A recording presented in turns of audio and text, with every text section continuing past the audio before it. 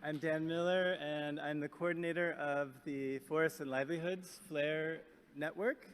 And it's my pleasure to welcome you to our keynote event, plenary keynote event. And it's great to see so many of you. And I'd like to especially welcome those of you who are joining online. So I have the pleasure of introducing our keynote speaker today, Professor Nancy Peluso. And I'll just say, she maybe won't want me to say this, but I will say, it's not very often that you get to introduce one of your academic heroes. And so that's really my privilege today. So Professor Peluso probably needs no introduction to this group within the FLAIR community, but I do think that it's worth reminding ourselves, all of us, of her work and her contribution as we prepare to learn about her latest research. So, Dr. Nancy Peluso is professor in forest policy at the University of California at Berkeley, and her work encompasses a wide range of topics in land and forest management, agrarian politics, and socio-environmental change. Her work centers on questions of resource access, use, and control, and she asks, how do government and non-government actors define, claim, contest, attempt to manage natural resources? And her work gives particular attention to how these actions and the outcomes that they generate are shaped by social differences, ethnic identity, class, gender, etc. And to answer these questions, she uses a range of methods, ethnographic, historical, and sociological. Professor Peluso holds a bachelor's degree in anthropology from the Friends World College, and she holds a master's and PhD in sociology of agriculture and natural resources at Cornell University. Before her current position, she taught at what is now the Yale School of Environment and Sustainability. She has been selected as a John Simon Guggenheim Fellow, a Harry Frank Guggenheim Fellow, so friends with the Guggenheim family, and National Endowment of the Humanities Fellow. And her research has been supported by the Fulbright Program, the National Science Foundation, and the Humanities Research Institute, among others.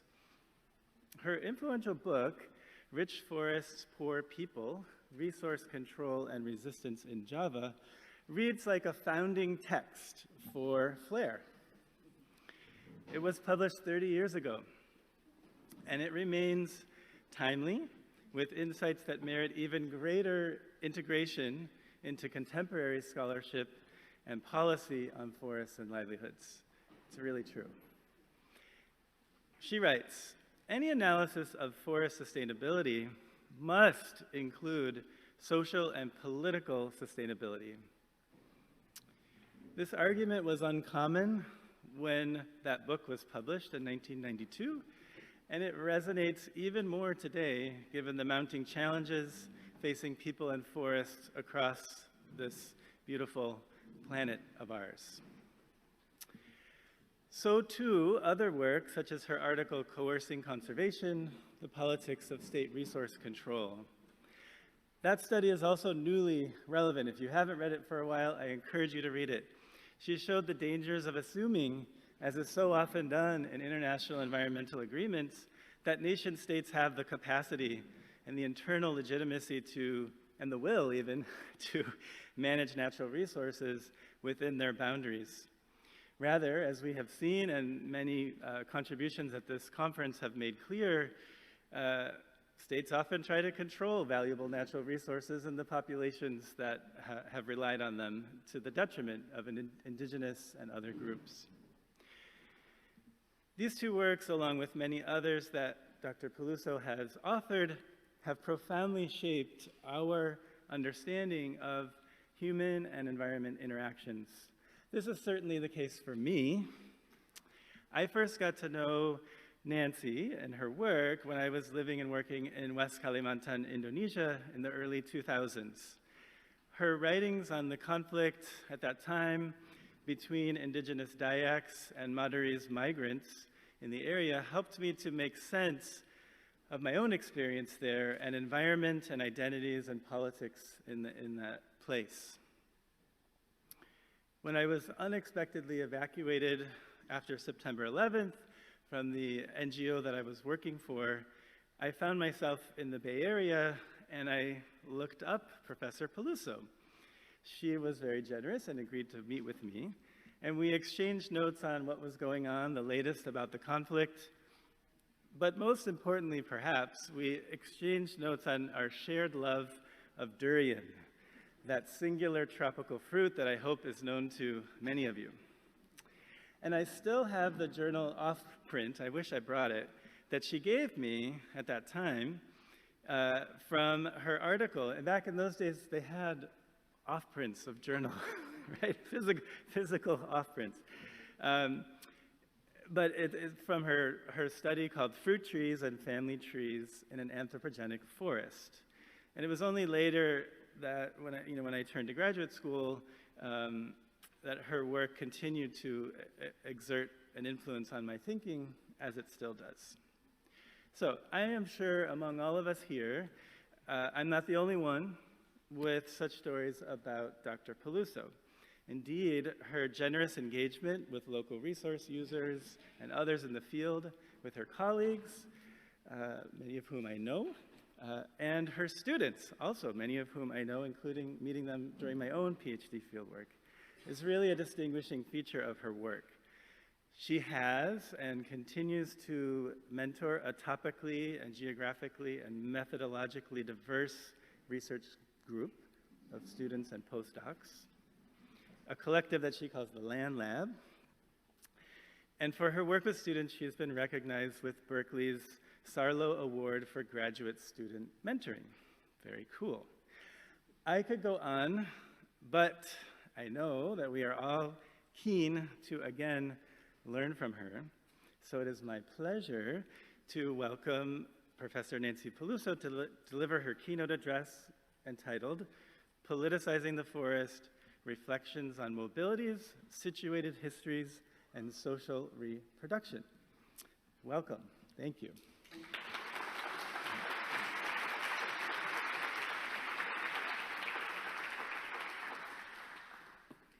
Better bring these down here. Well, Dan, thank you for that very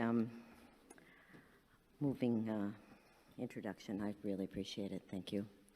And untuk all of you, selamat siang semua. Saya senang sekali lihatnya datang ke sini khusus untuk dengarkan penelitian baru saya.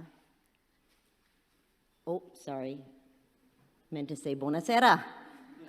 I'm sure you're very tired and full up to here with lots of stuff that you've been listening to over the last couple of days. And it's great of you all to be here to hear this talk. What I want to do today is talk about the importance of mobilities and migrations to the creation of forest and agricultural plantations, and specifically to the making of forest communities on and off plantation land that I've been working on and in montane East Java in Indonesia. I'm working through the relationships between labor migration, plantations, and what is called social reproduction, concepts with a lot of traction in feminist political ecology these days, and these fit into a notion of what my research colleagues and I are calling the plantation migration nexus. Now, although I'm still working through my claims, and this is a really early presentation of these ideas, I see it as an addition to the earlier work on what Peter Vandergeest and I called the making of political forests. We're building on research that we did in Indonesia, Malaysia, and Thailand. We historicized in that research and politicized the idea of forests back in the day, before all of your wonderful research, as untouched natural spaces that should be separate from human use and human communities. That was not how it was. That is not really how it is either anymore. We wrote about territorialized forest spaces that had colonial origins, how pre-colonial institutions were used to control people and resources, and we wrote about the intersections between forest politics and the politics of empire from the 19th century. We also focused and theorized how political violence, particularly the Southeast Asian wars and political violence of the late 1940s until the 1970s, that had territorializing effects on the forests of those three countries. And in the course of all that, we wrote about how state notions of customary or so-called indigenous rights were formally constructed relationally with the notions of forests as fixed entities.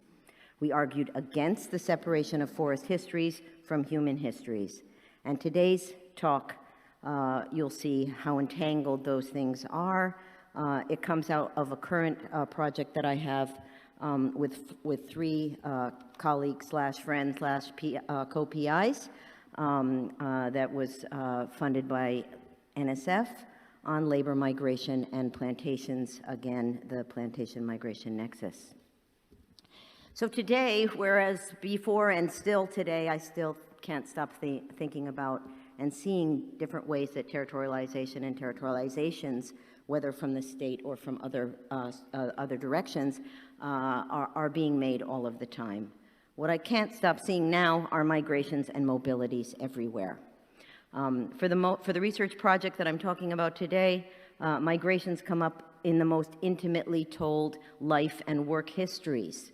They've emerged in the course of hundreds of in-depth interviews and conversations, and they've changed our thinking from the beginning of this project. Thinking about migration and mobilities has required rethinking ideas of fixity and settlement in the notions of land rights, claims, access, and territory making as well. And it's led me to rethink migrations and mobilities as having different kinds of modalities. In other words, not all migrations are the same, even when they are being enacted by people looking for work. In the course of this talk today, I'll talk about some migration modalities of crisis and opportunity, for lack of better words. If you have an idea for how to rephrase that, I would be welcoming of it. But through a highly truncated history of the place that I've now been working in since 2015. The people in these stories, mostly born or working on plantations in montane East Java, are Javanese ethnicity. They represent land holdings and landless families. They are inheritors of jobs, but mostly not inheritors of land. The montane plantations where they live and work are at about 900 to 1,200 meters above sea level, just to give you a sense, on a dead or latent volcano in East Java, Indonesia. And the people here trace their origins in this particular site to ancestors who migrated in the 1850s or 60s. And among my team's 4 sites in Indonesia, these plantations are the oldest. So one of the questions that I've just thought about asking and thinking about is what is it that we can learn from a site where plantations have such a long history, and yet there's still forest present and I think a kind of community that is very different from pretty much every community that I've heard talk about in this particular space over the last couple of days. And that is a community where people can trace their ancestry back 5 or 6 or 7 generations to people who were born on these plantations. That's different than some of the other stuff that's going on in plantation form. So, I want to talk about some of the struggles of these workers as they've negotiated the terms of their lives and livelihoods in practice through multiple modalities of migration, land use, and means of social production and reproduction that have changed along with their political ecological times. I'm going to reflect on 3 sets of ideas mixed together in this talk that link migration, forests, and agricultural plantations and social reproduction. One is migration of all kinds have been critical to the making and remaking of forests, plantations, and their resident communities in ways and for longer times than are generally recognized by agrarian and environmental scholars, including myself, and not through simple claims such as migrants cause deforestation. No, that's an X. Trajectories of interlinked production activities and social reproduction of forest and plantation families and communities is another theme that I'm going to be thinking about by looking back through often radically different historical socio-environmental conditions that provides a window into their particular struggles as well as into how they got beyond the challenges that they faced. And third, I want to argue that human mobilities and migrations are not singular processes or variables. Rather, migrations have modalities, and they are often made more visible through the construction of situated histories. In other words, what I want to do today is provide you with some bits of situated history about the montane plantations and migrants on the slopes of Mount Willis in East Java. So let me step back for a moment. For those of you who are not necessarily familiar with the term social reproduction, I know I'm already throwing it around quite a lot. If production is how we work, what is produced, and how we are paid or remunerated for that work, social reproduction is about how we live and how we belong where we belong. Cindy Katz defined social reproduction as the daily and long-term reproduction of the mode of production and the labor power that makes it work. Or more graphically, as the messy and fleshy everyday occurrences and cultural forms that make a particular mode of production seem sensible and natural. So social reproduction is often compared to livelihoods, but it's much more complex than simply livelihoods. It's really about living. I use the term to think about how forest plantations and forest communities reproduce themselves, not always in exactly the same way as they were, but changing and adapting to new conditions, and specifically how those practices are differentiated. Individuals differentiated by gender, class, and race or ethnicity, as well as families and communities, are involved in struggles and negotiations to socially reproduce. That since these people live on forest and agricultural plantation lands, are entangled with the fates and practices of those plantations. So thinking about the reproduction of communities of practice, work, and place, in this case in forest and plantation productions, and of the ways that workers' families struggle and negotiate the terms of their reproduction, I think I can see the possibilities for political action. I think we can see the possibilities for political action, whether that is organized political action or not. So I'm arguing here that labor migration and its different modalities at different historical moments are constitutive of social reproduction. They make it. And that helps us understand those possibilities for and obstacles to change. So I'm not going to bore you with a whole full 140 years of history here, but I am going to give you a little bit of a broad sense of what the history of some of these relationships have been, and some of my, some kind of very crude, basic initial findings about this thing that we're calling migration modalities, which I don't have an easy definition to give you.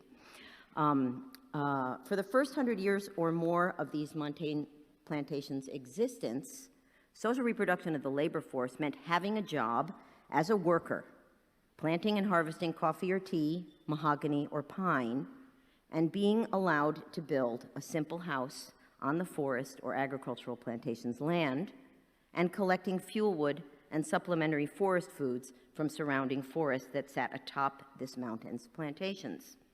This was when mobilities were driven by crisis, and the laborers needed to find or maintain refuge, including work. These early migrations into the montane plantations, which were mostly established on state land that had already been claimed by the colonial government, mostly up or across the mountains, they were made in the wake of running away from forced or oppressive labor on other plantations. They were running away from enclosures and property making that took place here in this place in the 1930s. And while the 1930s may seem a long time ago to us, it was a very late for the privatization of land in Java, okay? They were also running away from or moving around because of the ravages of the flu pandemic of 1917 and 18. And later, the pandemics of cholera and malaria that killed forced laborers the men from the same plantations and villages in which I've been spending a lot of my time over the last 7 years, at least before COVID, were forced to work draining swamps in the coastal lowlands during the Japanese occupation in the 1940s. Okay, so there's been a lot of forced labor into and out of this plantation area. These years of dearth and need for work led individuals and families up the mountains where the plantations needed labor to recover their own productions from those crises. They also had an interest in their laborers' social reproduction. How plantations worked and negotiated with those laborers differed. All found ways to provide them with housing, jobs, and community, though the coffee-turned-tea plantation where I worked took on the most. Social reproduction was basic, but besides providing space and materials for housing, the plantation managers funded and created spaces for workers to perform and enjoy performances by workers living on and off the plantation, enabling the creation of a sense of community and belonging. So something I found out after being there for a very short time was that this was actually a village with many musicians and actors and dancers. It was a really amazing place to have landed, literally by accident. But anyway, this is all part of Javanese remaking their communities, and it's been part of the plantation life for a very long time. In the 1950s and 60s, the plantation remained a refuge, still housing for them, housing workers seeking refuge from the montane plantations on either side of it. One of those was run by the Indonesian army that was given it as a way of funding its own operations. And the other one basically was run by an Indonesian businessman who basically ran the plantation into the ground.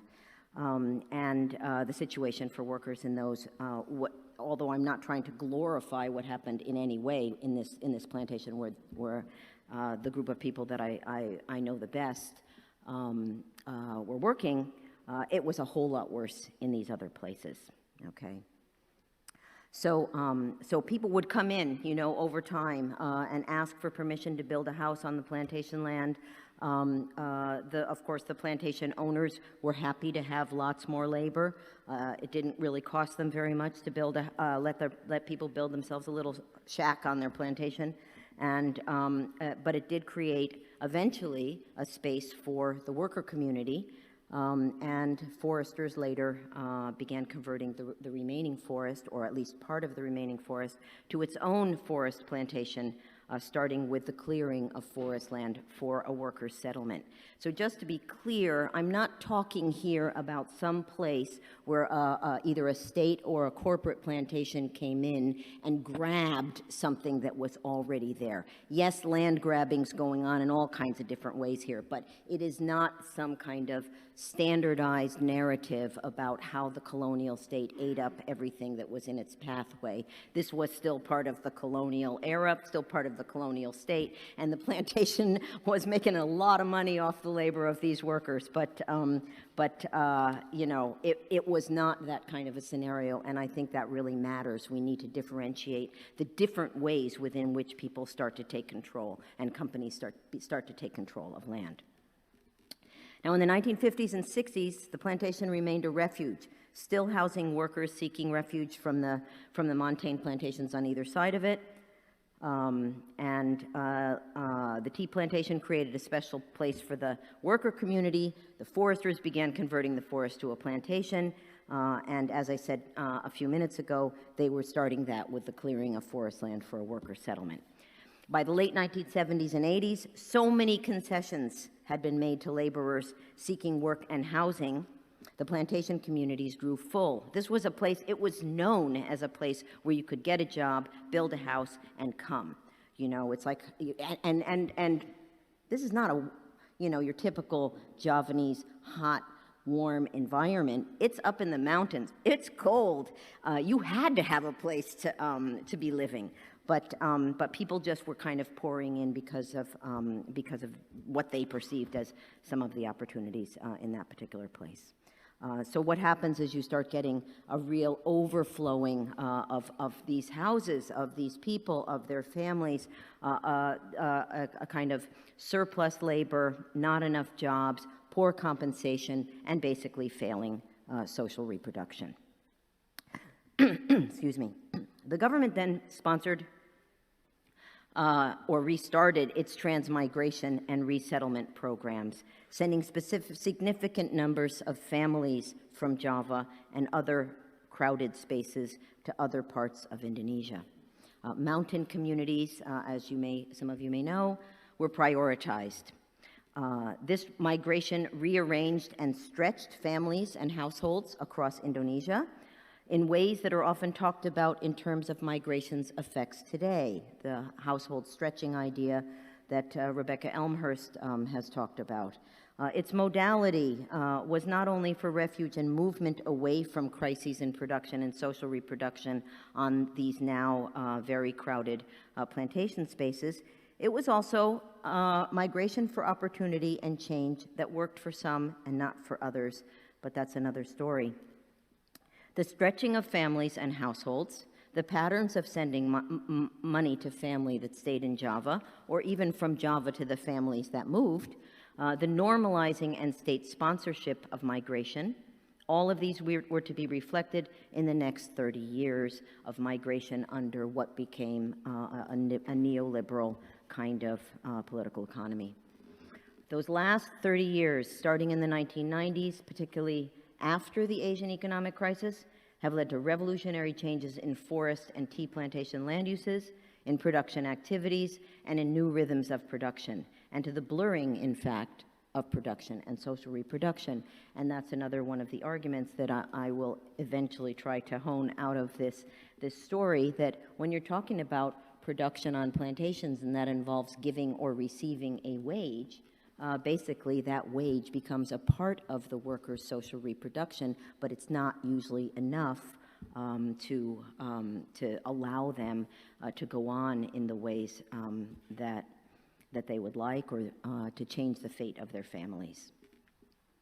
So in these last 20 to 30 years of the plantation's histories, what changed is that landless laborers and smallholders with highly fragmented farms who have been migrating to work transnationally or transinsularly, in other words, across islands, have been able to save enough after meeting their own and their families' socially reproductive needs to buy productive assets, mostly livestock, that then absolutely changed the nature of their families' work activities, the nature of the work that they do on the plantation when they return, and the composition of the plantations themselves, including the transformation of the forest community and all of the forest plantation lands. 560 hectares of pine plantation now have elephant grass that is growing through every single inch of that plantation. That's phenomenal. Okay, so that's my broad outline of the history here. I'm going to now jump into the present and tell you a few smaller stories about migration, work, and social reproduction of workers, families, and the landscape. So, but first, refreshment. The story starts with a visit that I made on a January morning in 2018 to the house of one of my interlocutors, Butini. She was kneeling on the terrace in front of the house that she had built with savings from her wages over 12 years working as an elder caregiver in Hong Kong. She was using a tiny cloth to scrub the edges where the terrace's white and green floor tiles met the house's outer wall and its corners. The house, containing 3 bedrooms and a front room for receiving guests, had all the characteristics of a fixed permanent residence: a cement foundation, walls of stone and brick, a rolling fence of sturdy wrought iron at the edge of a steep cement-covered driveway, and a roof with terracotta tiles that were made in a nearby village. Inside, besides a living room with 2 ornately carved and cushioned couches and a TV screen, she had designed a simple but modern kitchen with cabinets and countertops, and the kind that's not often seen in a rural Javanese kitchen. At the back of the house were 2 fully tiled bathrooms, each equipped with ceramic squat toilets and tubs that constantly filled with melodious running bathwater from the mountain. Next to the main house were 5 cow pens, side by side, and their 5 fat dairy cow residents. The cows were brought in by the livestock trader and then forever stationary. They were penned, fed, watered, and milked in that spot, as the foresters would not allow them to graze in the forest. Teeny reminded me that a local ritual expert had just set a propitious date in the next month for her son's wedding. Rituals, food preparation, and entertainment would unfold in this house and under a large tent set in the yard of the mosque just below the hill that it sat on. The wedding would be a grand affair for the forest workers community, though not the only one recently celebrated in grand fashion. With in-person gamelan music, a regionally renowned sinden or vocalist, a child prodigy sinden from the tea plantation, and a bevy of dancers, old and young. The food prep for the guests from the 2 villages at least involved 15 to 20 women in her immediate neighborhood and kin who lived nearby or came to stay. They would begin cooking a few days before the rituals and festivities began. The wedding and these ritual performances and preparations were thus not only about her son's marriage to a woman he met while both of them were working in the distant city of Surabaya, but also about the social reproduction of her community. Since returning home in 2017, Teeny had been helping reproduce the community and its resident families by taking part in the cooking for other people's life-marking events. The scene, evocative of rural Javanese villages across the island, belied what was not immediately visible. Teeny's house was in a forest workers community on a forest plantation that belonged to the State Forestry Corporation. No one in this community had rights to the land, nor could they ever get them. The land was classified as forest land and therefore untitleable. When we first started our research in late 2014, the pine plantation managers still constantly reminded the workers that they lived on land borrowed from the SFC. Unless someone in each household worked for the foresters, they would not be entitled to live in the forest land, a privilege that they also told everybody about pretty much on a daily basis, that had been negotiated from the time in 1952 when the community was built by the original workers. Residence on forest land was an in-kind form of remuneration, a supplement to the wages that they earned. The community's space, occupied by 62 houses, was called Magarsari. Foresters had borrowed that Javanese term for upland and montane forest worker living sites across East Java's mountains. Forest plantation workers and their families living in montane Magarsari across East Java have been regarded as temporary occupants since 1952, when those residents began converting upland forests to the plantation. Permanent structures made out of stone, cement, tile, and strong walls, foundations, and in many places real bathrooms, like Teeny had just built, were out of the question at that time and until very recently. And in fact, Teeny was never given actual permission, she never asked, and she was never threatened by the foresters either. The remittances that were earned by Teeny, her friends, and the many other women who have left the plantation to work abroad illustrate the ways that patterns of household land and resource access, use, and control are being affected by the remittances earned and sent by mobile laborers. Since the Asian economic crisis at the millennium's turn, which was 1997 to 2000, for those of you who forgot, nearly every family currently living on the forest plantation, and a majority of those on the nearby tea plantation, has seen one or more of their children or a parent or a partner engage in long-distance migration, either transnational or to different islands of Indonesia where new plantations are being built at a rapid rate and not as, never mind. Okay. Migration is not new for working-class rural Javanese women and men, however. They have long engaged in off-farm work, often far away, some of them following harvests of various commodity crops, some traveling to cities to work, some working in markets, some doing other kinds of labor, off-farm labor, or leaving the island as contract labor, as Javanese famously were brought. Thousands and thousands of Javanese were famously brought to the island of Sumatra in the 1920s. And more recently, many people had been signing up for resettlement and transmigration.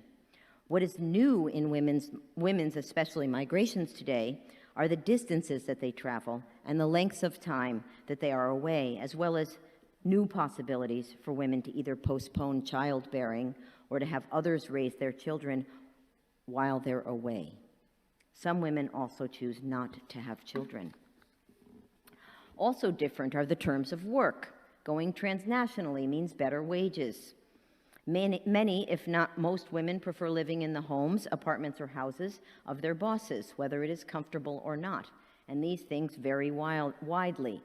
Having access to those kinds of housing arrangements allows them to save more of their cash wages, and these wages turned to capital when they get back to Indonesia have also changed many social, socio-spatial, and socio-natural relations on and off the plantations. Housing, specifically the privilege of being allowed to build a small dwelling for what was assumed to be temporary use, has also long been a part of the negotiated remunerations between plantation and forest laborers and their bosses, subsidizing their very low wages, just as the forest subsidizes household diets and fuel needs. Yet the migrant house, or the remittance house, a term that has resonance, I'm sure, across many of the parts of the global south that many of you are working in today, represents a certain power of women and their husbands who have migrated to recognize that their time away was productive as well as enabling of their family's social reproduction under much better terms. On plantation land, a house like Teeny's is almost a dare to the foresters who only provide limited, low-paid, heavy labor jobs for the men in the worker settlement. Her house, and at least 50 of the 62 houses in that forest plantation settlement area that have been improved with more permanent components and paid for by household members, work as migrants. They're political statements of a claim to some kind of fixity, some security, and a right to socially reproduce. The women and men that we met in these many proletarian and semi-proletarian families see long-distance migration as their best option to improve their families' lives, both by providing funds for the cost entailed in contemporary everyday life in Indonesia, uniforms, books, supplies for children's school, gas or a motorbike to get them there and to work, school fees for the older ones. Unmarried young men and women alike are planning from a young age to migrate. They're actually thinking about it years before they are legally allowed to go, or before their parents will sign off on a birth certificate that says that they're 2 or 3 years younger than they actually are. Oh, 2 or 3 years older than they actually are. Sorry. These young people are hoping to accomplish a wide variety of goals in migration to homes or factories in cities and countries where the economy is stronger. And it's new modalities of mobile labor that have made possible these new forms of social reproduction and social and economic mobility. The wages that are available to these young people, either on the plantations in the vicinity of where they live now or in the Indonesian cities of Java, are barely sufficient to provide for their own basic reproduction. In interviews, conversations, and shared confidences, women and men who traveled transnationally told us time and time again that they migrated, some for as long as 20 years, with short breaks every couple of years or every 4 years or every 6 years to come back to the village if someone, their boss or someone else, would pay for it, to accrue enough savings for modal, capital, small capital, however small, that would enable them to invest in resources that would eventually contribute productively to their family's social reproduction. The refrain of wanting to migrate to save enough money to use as this capital for some kind of a small business, for raising dairy cattle, for using computer skills, for managing hiking, motocross, camping, or other kinds of outdoor activities in the mountains, or for engaging in a myriad of activities that today's younger migrants aspire to, has become commonplace amongst the people that we've talked to and lived with over several years of research. In many years, beyond production and simple social reproduction, mobility itself became empowering for those landless women laborers in particular, and the families whose stories we've been learning. Let's think about Boutini again and other members of her family. Tini's situation and that of nearly every other family on the present-day Maghrasari had struck me as odd, and my research partners, when we first saw it. Our work in other parts of forests of Java and Indonesia, my work in the lowland teak plantations in particular, had primed me to expect major repercussions from the foresters for building houses to this kind of fixity. So why was she devoting so much of her savings to the renovation of a house on forest land? She never really answered that question directly, but as time went on, we learned more about what her goals were when she first went away to migrate, and how she actually saved to improve the house, and how she and other family members invested their money in their daily needs and in their futures. The history of her work in Hong Kong is entangled with her goals and what she and her partner were able to do over time. For example, the first time she went to Hong Kong, Tini registered with an employment agency in Surabaya, the second biggest city in Java, one suggested by a trusted friend. It was in late 1999 or early 2000. She took part in a brief training and was given a contract for 2 years in Hong Kong. She told us that her initial goal was from the outset to build a better house, to help her parents because they didn't have any money, and to help her own nuclear family because they didn't have any money either. And when she came home for a couple of weeks break between her first and second 2-year contracts, she and her husband Sukanto decided to buy a dairy cow, a pregnant one. They chose dairy cows because the infrastructure for milk sales had been put into place in the 1990s throughout this upland district in a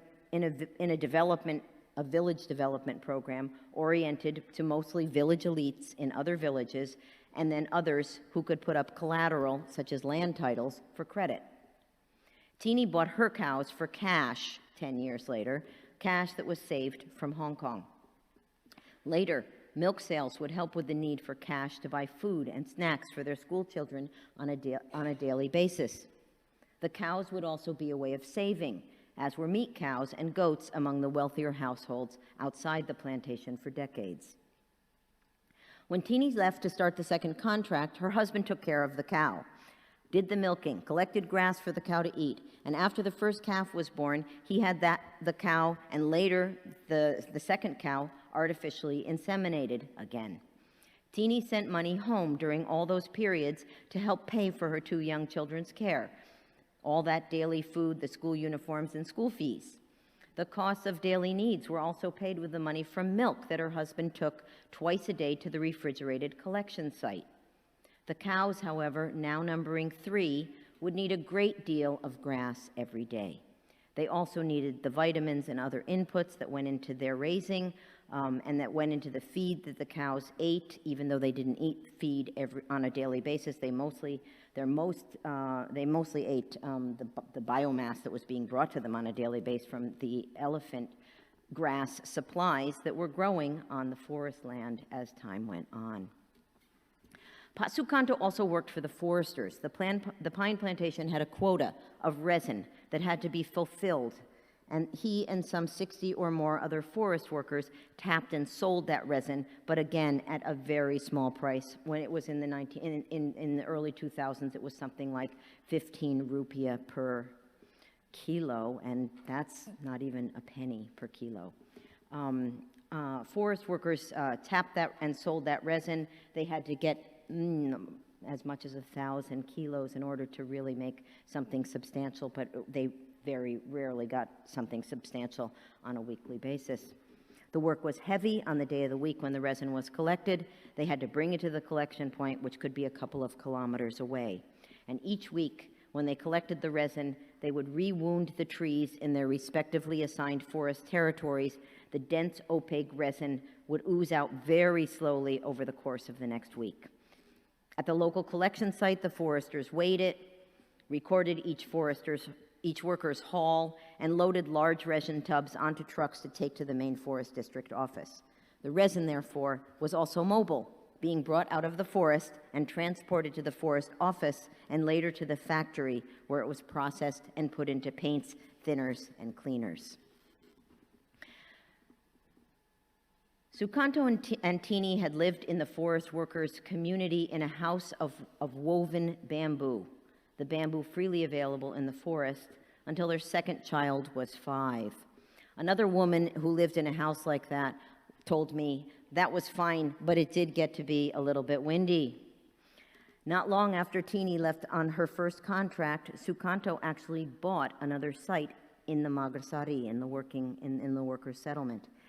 It was one of some 30 to 40 house sites that had been left behind by a large number of households that left the house Magasari between 1980 and 85 for resettlement destinations in other parts of Indonesia. The site, in fact, had been occupied, but it had fallen into disrepair, and Sukanto paid the children of the former occupants not for a title, as I said earlier, but for compensation for their parents' house construction labor decades before. He likely paid for this with the money that he earned from collecting resin on the forest lands and probably incurred some debt to pay off. Selling access to the land, or rather, as he put it, paying compensation for the labor of the person who had cleared the forest first and built a house that eventually fell down, was part of the understory lives of these forest workers. And as we're seeing, these were lives in which the lines between production and reproduction have always been blurred. Sukanto cared for his children, but they were also cared for part-time by Tini's parents and his locally based sister, husband, and nephew. Sukanto got them to school in the morning, but they often preferred to sleep at night with grandma or aunties. When Tini came home the second time, the couple made further renovations on the simple house that they had in the forest workers' settlement. This house, we did watch part of this house being built, and it was interesting to see what parts they made inside and what parts stayed outside during some of this time. She asked Sukanto to buy the ingredients in advance for cement, stone for foundations, boards for some of the walls. And when she arrived home that time, they paid for these by selling their 3 cows, one for $650, one for $500, and one young one for about $425. This was enough to begin laying a foundation around the existing structure, to place those terracotta tiles on the roof, and to construct some simple external walls. They also began work on the kitchen, making those countertops and lower wooden cabinets. Tini also sent savings home when Sukanto told her another friend from the tea plantation was planning to buy a small piece of village land. In other words, not land that was constrained or consigned to the plantations, either the tea plantation or the forest plantation, but was actually titled land. And this person asked if they would be interested in buying half of it. So they said yes. The land was being sold by a young village man who needed to amass a huge quantity of cash in order to migrate to a factory job in South Korea, one that within the year had paid him and his relatives back handsomely. But he had had to sell the land at first. By the time he came back from Korea in 3 years, he was able to buy up to 3 or 4 hectares of beautiful irrigated rice land in the lowlands area, upland spaces, probably 15 cows that he share ranched with other family members. It's really a phenomenal activity for opportunity for people to get access to those jobs in Korea.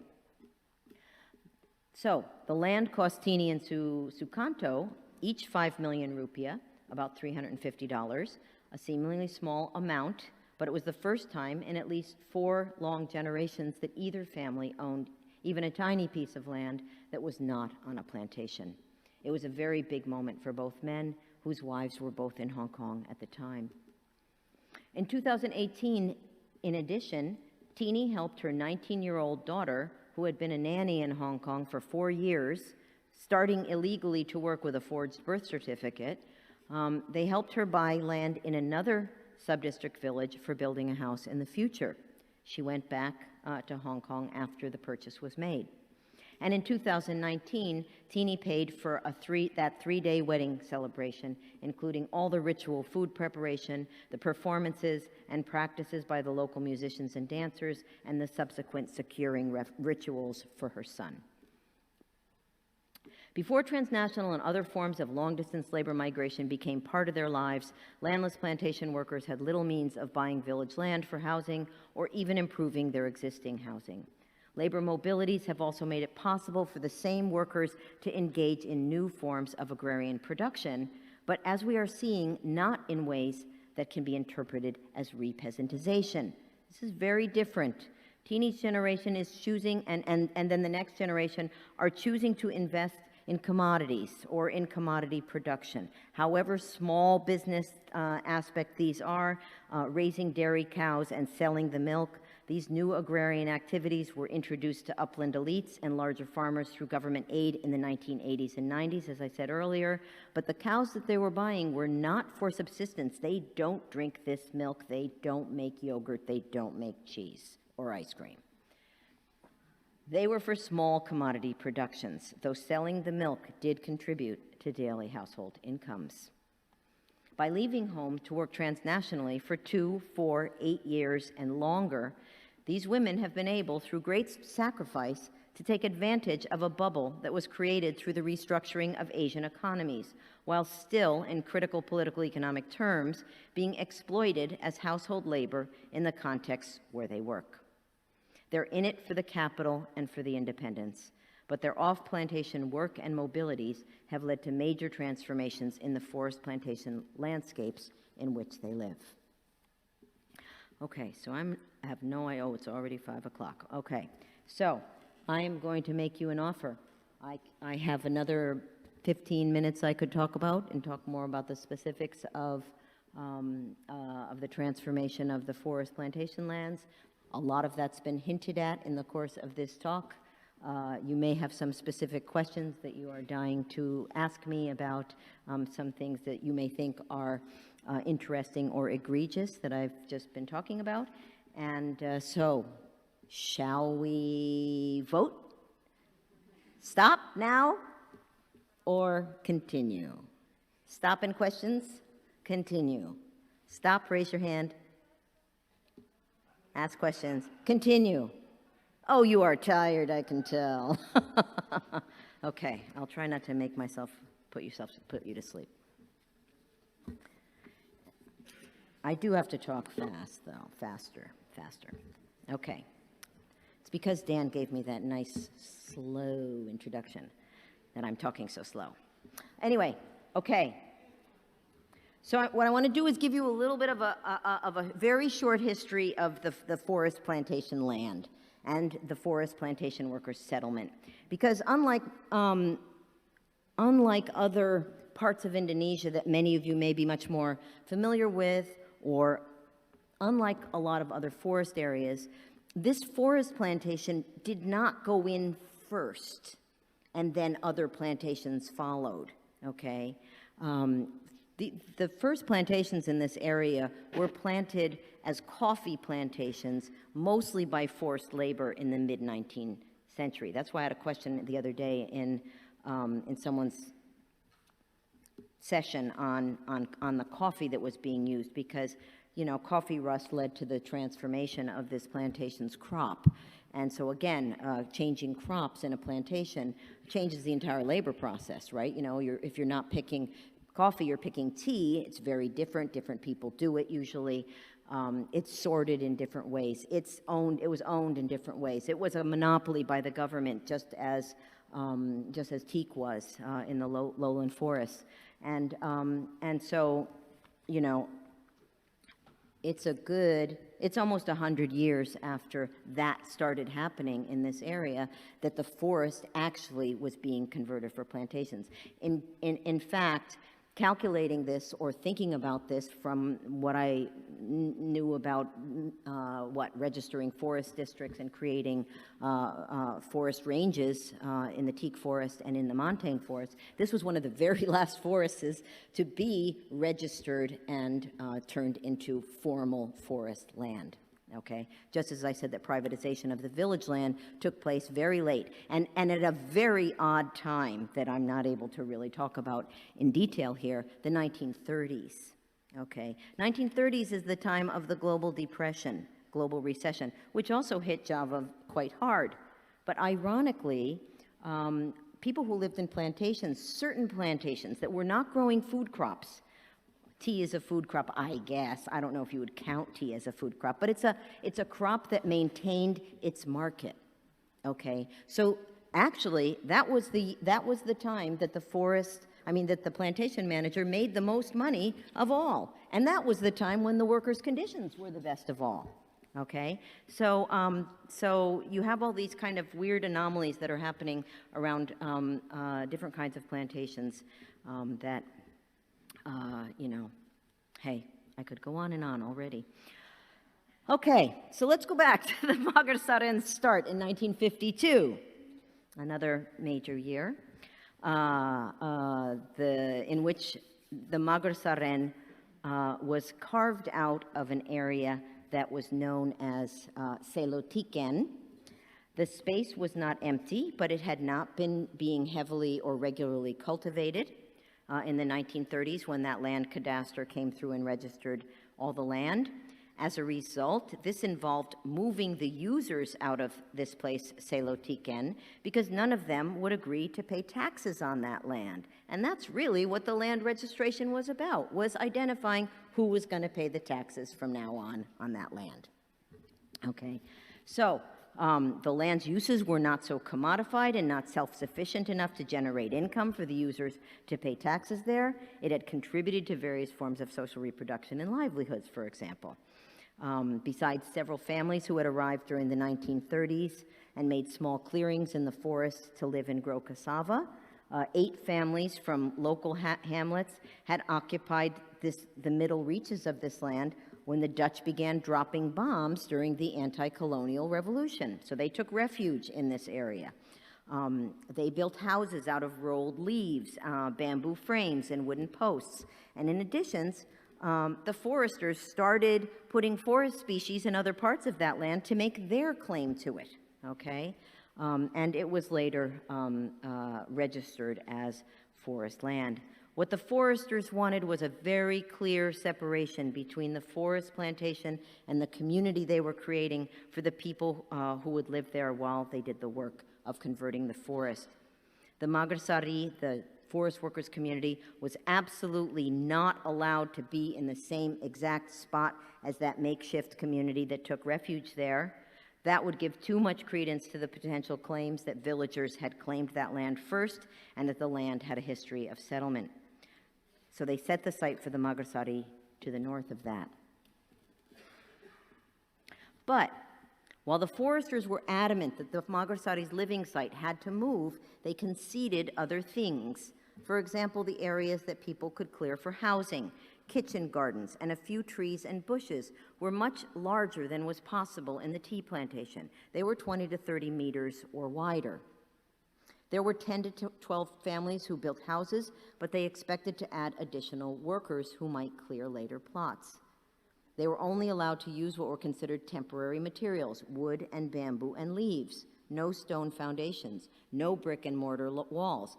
Houses could be sprawling enough to hold more than one nuclear family, but who could live there? For access to housing space on this or any of the Magarsaris across Java, each household needed not only permission from their foreman, but also had to agree that at least one man in the family would work for the foresters. So it was like a kind of tide labor carried over from pre-colonial arrangements and carried out through the entire colonial system, although this is 2 years after independence had been declared. Then began the work of converting the rest of the 560 hectares designated as production forest to a forest plantation. The foresters had chosen a high-value tree crop, mahogany. Not only local people without work on the tea plantation, but also prospective workers from other settlements in the vicinity came and found places to live.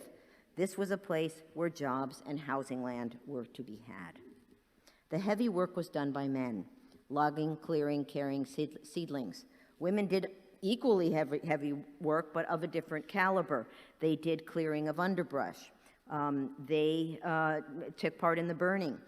The women were not paid. I'm not sure if the men were paid at this point. Logging did have its wages. Loggers were allowed to reforest the same plot, meaning that they had access to the land between the new seedlings for producing a few crops. That was considered a big part of their remuneration, but in addition, that was how they socially reproduced. Okay, so social reproduction and production activities were getting to be further blurred. Reforestation was also a site of struggle and negotiation. Instead of access to land for 2 years as the foresters planned, reforestation workers were given access to the land for growing food crops for 2 or 3 years before the seedlings were planted, after which they got 2 more years. I've never seen this in any other part of Java. This meant access to some food, land to plant food. And after about 2.5 decades of forest construction, so many people from outside had moved into the Magarsaren with permission that the foresters had to sponsor lotteries to select who was going to be the logger, who was going to get access to land for reforestation. It was getting harder and harder for the workers' families to socially reproduce. Moreover, decades remained until the mahogany that they planted across 560 hectares would in fact be ready for logging again, though some thinning would have taken place if they had followed their prescribed cutting practices.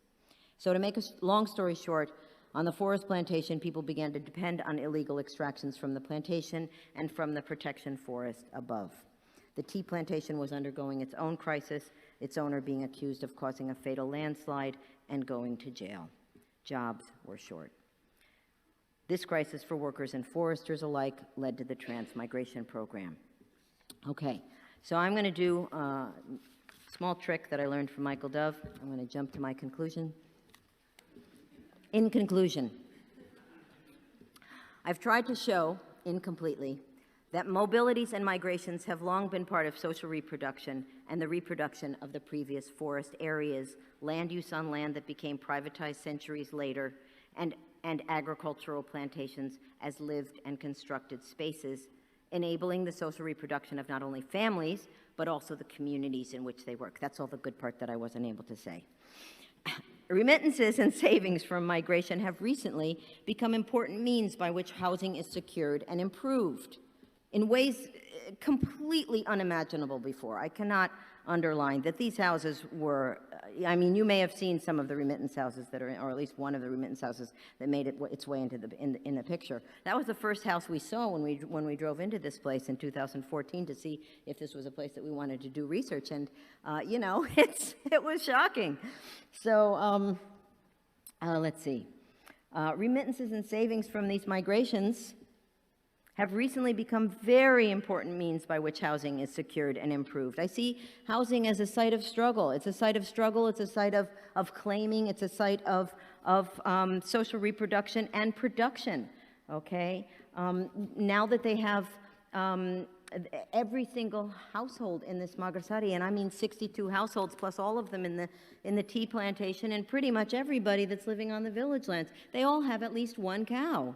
That's a big deal. You know, at least one dairy cow, and the average number of cows is 3 per family. That's a big deal. That completely changes what they do on a daily basis. It completely changes what they want to do with their work time. It completely changes their means of social reproduction. And it has completely changed a forest plantation that I never in my entire, and this is happening in other places too, but you would never have anticipated this in the 10 or 20 years before.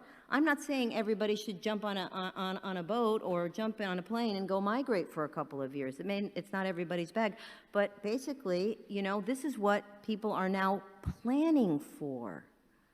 Okay, people postpone marriages. Young couples decide who's going to go migrate first and who's going to go migrate second. Who's going to stay home with the baby? Gender relations are transforming. It's revolutionary. I am not saying it's good or bad. I'm not saying the World Bank should be out there giving everybody money to get on the plane. I am not saying there are not atrocities that happen, and I am not saying that people do not go to places. I mean, recently in the Netherlands, a ship with 5,000 workers that were told they were going to work in Hong Kong landed in Rotterdam. No one had papers. What did they do? I mean, that stuff happens a lot. These women, in fact, actually chose not to go to the Middle East. You can choose your employment agency. The employment agency usually has connections with particular countries. Okay, so and you know, as in fact Tini said to me, you know, I just didn't want to go there.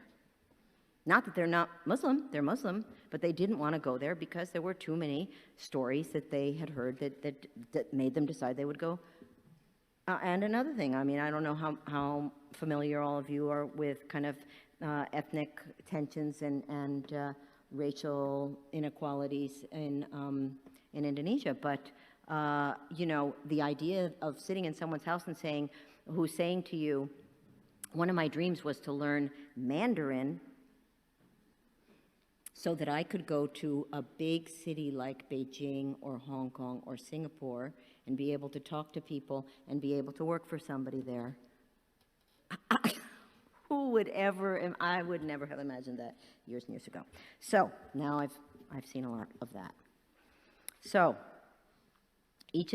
all of these things that I talked about in the formal part of my talk, housing, land and community, family, individual existence, are sites of struggle and contestation, as well as sites where both production and social reproduction have been blurred. Migration itself, over the 140 years that there have been plantations on this land, has experienced different kinds of modalities. I gave you a few examples of the ways that the migrations are perceived as either a refuge. I didn't talk about the war widows from the Japanese occupation who walked up this volcano to the top looking for some place to be when their husbands died in the malarial swamps of the capital city down in the lowlands during the Japanese occupation. You know, so what I've tried to show is that there are material ways in which we can read the power relationships between workers and plantation or forests, and power relationships between workers and forest managers through a lens of entangled practices and context of production and social reproduction. Income from remittances sent by the women of forest-based worker families who now engage in transnational care work is not only used to support daily social reproduction of families in the plantations at home. In addition, those jobs are regarded as potential sources of savings to use as capital to reduce a family's dependence on the low wages of the plantations, to start small businesses, and to make new ways of living on the land. We saw how thinking critically about housing and shifting land uses on plantation land reveals these places as such sites of struggle and negotiation as well. I'm sorry that I went over time. I was not able to go through many other dimensions of change, including the ways that community institutions of reciprocal labor during life event celebrations and rituals are also moments that returning migrant workers are reintegrated into the community, some of whom who have been gone from the settlement for many years. But I think that's enough for now, so thank you very much for your patience and willingness to listen.